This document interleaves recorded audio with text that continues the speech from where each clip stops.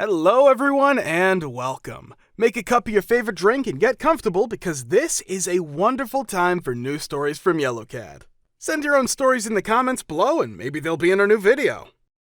Hiring managers, what was something on someone's CV/resume that made you either immediately want to hire them or immediately reject them?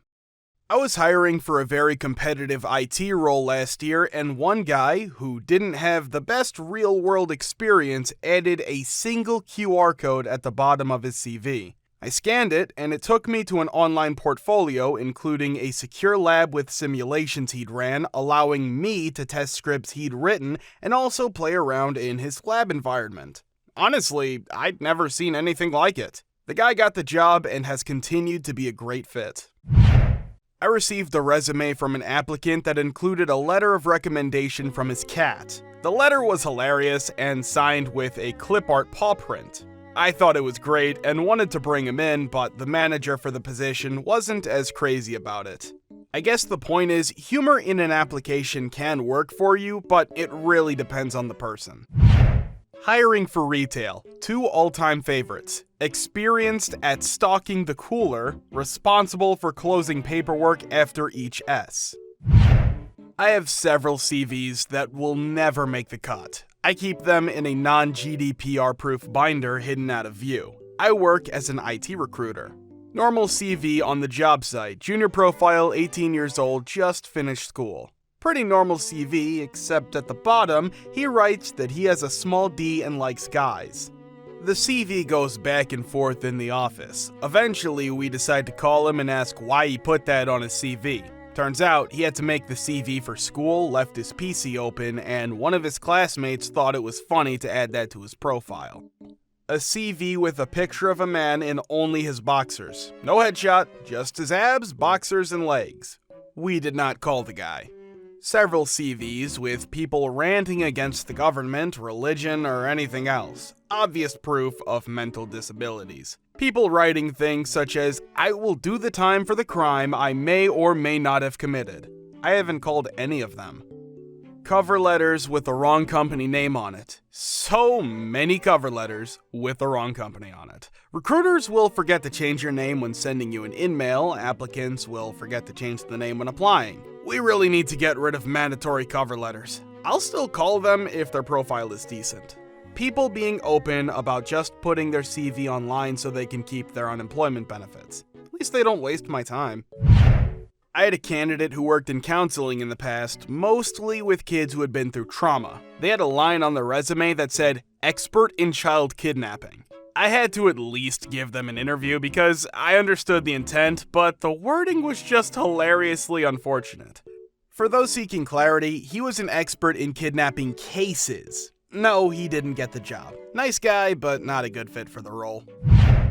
Guy submitted a resume claiming to be a ghostwriter for a local college. In lieu of a college degree, he listed the units he wrote assignments for and the average grades his clients got.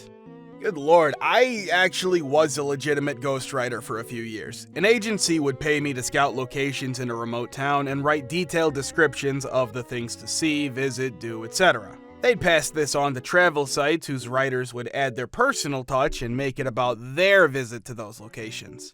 I never added this to my resume, mostly because I don't apply to travel-related positions, but how the H do I even include that? To answer her questions, I absolutely lucked into those gigs. I was traveling and photographing in Cambodia as it was still recovering. An agency saw the pictures and stories I posted to my blog and wanted to buy the rights to the images. I didn't like the deal they were offering, transferable rights with a one-time merge payment, so they proposed I do the research writing.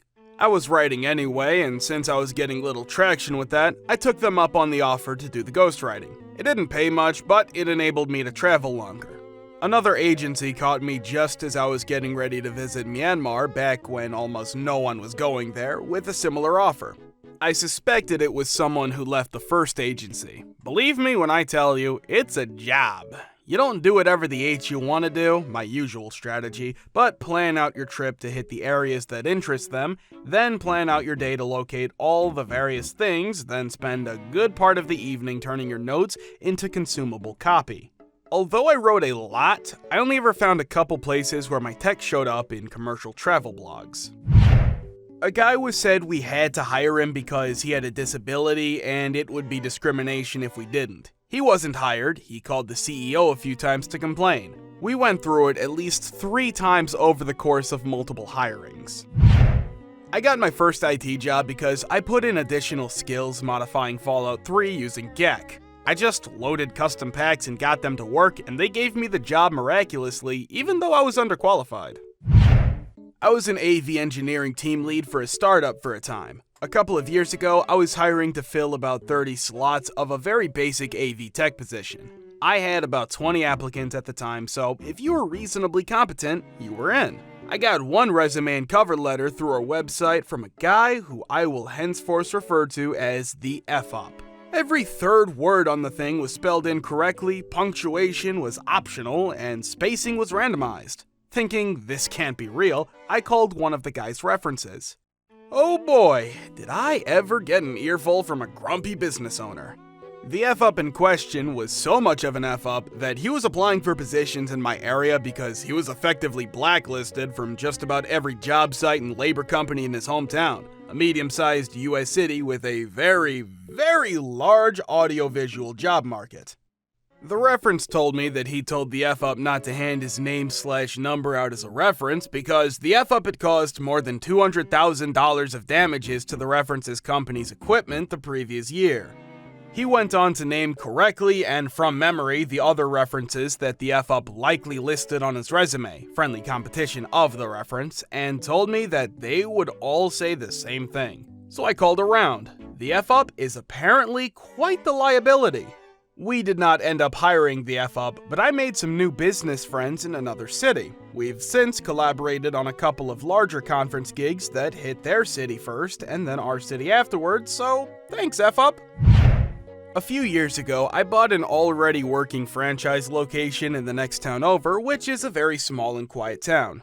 The previous owner let go his employees with a severance, so I didn't have to take over her contract. Being my new and only store, I decided to work by myself until getting settled and hire help if I seemed to need it. The first day I opened the store, about an hour after opening, the former employee comes by to introduce herself and drop a resume. I tell her that I'll consider it since she worked there for about 5 years, mostly on her own, previous owner was not a hands-on boss, and put it in a drawer. During the rest of the day, I noticed people standing on the sidewalk looking in, and after doing that, they came in and made a purchase. After 4 or 5 people did this, I asked a woman what made her look before coming in, and she said, "Oh, I wouldn't have come in if that red-headed C was still working here."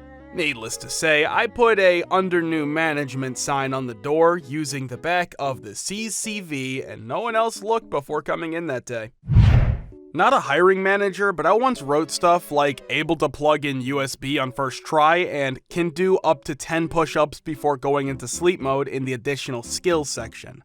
They later told me I was invited because they wanted to see if I really can do the first one. Once I received a resume that had raid leader for World of Warcraft and top guild of a server. This was about 9 years ago. The other hiring managers laughed their A's off and said that the guy is a joke and they all dismissed him. Me, I asked the guy to come in for an interview and he did pretty well and I hired him.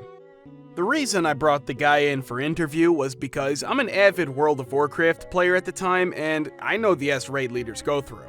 Trying to get a large number of people together, coordinate resources and rewards, getting guides together, and telling people up to their healing/DPS and not to stand and fire. All done virtually via vent and forum posting, meaning you never met these guild members in person. You need great leadership skills and project management.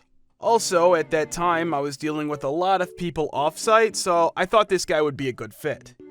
9 years later, I've left the company. The World of Warcraft guy I hired turned out to be great, especially in the last 9 years when corporations decide that working from home virtual meetings is the way to go to cut cost. His skill set as a raid leader translated very well with remote project management and is now the manager of the hiring managers that laughed at his resume. This was at a Fortune 500 financial company. Someone had on their resume, "I do not complain, I'll do what you ask and I won't complain. I'm willing to work hard and go the extra mile without complaining." I do not like complainers and whiners, and I will never be one. I called him immediately. He's been here 6 years now and is easily the most reliable employee we have. He complained one time though. Another employee accidentally set him on fire and he said he didn't want to work with that guy anymore. I'm a GM for a smaller retail/food sales. I stand by something I heard a while ago that I've confirmed in practice. A resume doesn't mean much when you're lower level. I can train you to do the job. I can't train the attitude I want to have in my store and have my customers see.